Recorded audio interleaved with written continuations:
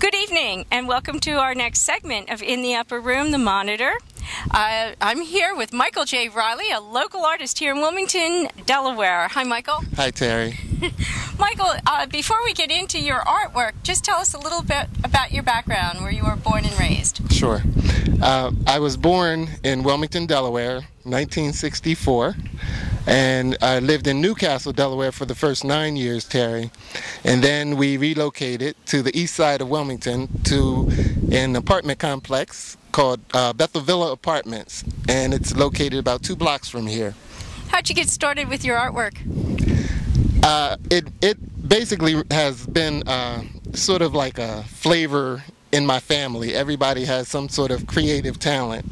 My father was a musician, my mother enjoyed painting, my brother drew, so I sort of absorbed it through osmosis.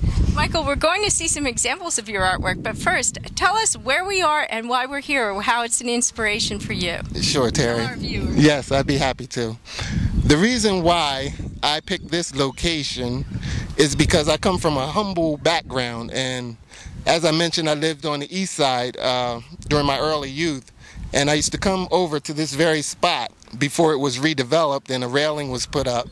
And this is where I used to sit and sketch and watch the other fishermen and just basically reflect on my life and think about what I wanted to do with my life. And I've been following that path that started here, so I wanted to return here today.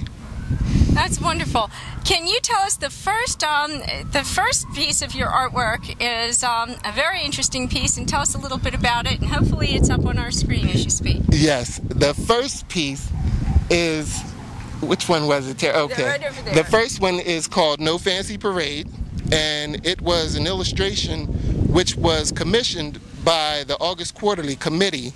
They hired me to create an illustration for the cover of the 2007 commemorative booklet, and so I brought that piece along to share with you because it's very important in my career to reflect our culture, and it represents the founding of the first independent African church.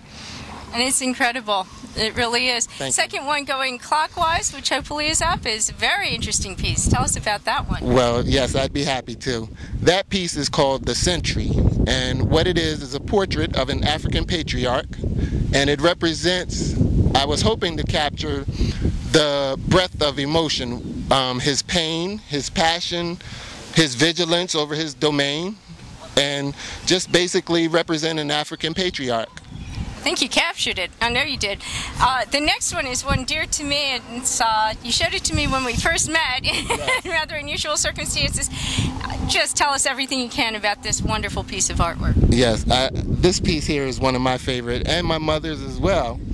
The title is Before a King, and what it is an illustration of an African boy, and many may look as if he's sort of feeling bad or sorry for himself, but what it is just a moment in his life along his journey to becoming a king, and it just shows that with determination, humility, that one can pick himself up off of his stoop and go on to bigger and better things. That's why I created that illustration, Terry. Wow. We're going to hear more about where we can see your artwork, but first there's one final piece you brought today to share with us, and I can't wait to hear about it. Oh yes, I thought then that this one may pique your interest because of your activism and your commitment to equality. And the title of that piece is Solutions. And why did I create it? I created that piece because many times people assume that if someone looks a certain way or dresses a certain way, that they hold the answer, but sometimes bitter things are served in shiny glasses. However, the true pure beverage was put in that tin cup, not in the goblet. How fascinating. That's really fascinating. Got goosebumps even though it's a very hot day out here. Yes, very hot day as we're speaking. So. Where can we see your artwork? Well, you can see my artwork on my website. It's afromind.com. And also you can see it on Wilmington Blueprint's new website at willprint.net. And it's also posted on arts.del, that's artsdel.org, that's artsdel.org. And what that is the artist registry for the state of Delaware. Hopefully we're going to have all that superimposed underneath, and you can always call the upper room if you missed any of that. How are we doing on time? We have more time? A few more minutes?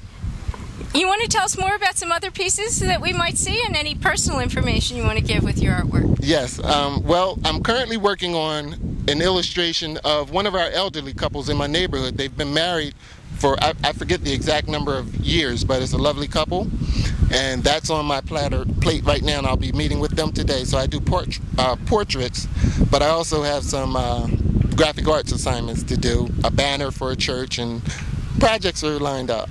Wonderful. Now, I'm going to ask you, since we have a minute or two, an embarrassing question, maybe or maybe not, only because I get all sorts of calls from viewers about different things, and I know there's lots of young ladies going to call in. Are you single? Are you available? Or are you already taken? And and if you are, she's watching, so you better give the right answer. Okay. Well, I will say safely that I'm a proud father of an 11-year-old daughter, Kira Lee Riley, Wonderful. who is my pride and joy, and I'm married to my art right now. Okay. Well, there you go, ladies and gentlemen, and anybody who is interested. I know the calls I was going to get, and we're going to have those numbers for you, and just remember to call the upper room if you miss them, because you don't want to miss this art. I know. Thank you. I didn't. Thank you for coming out, Michael. My pleasure. Viewers, please stay tuned for more of In the Upper Room.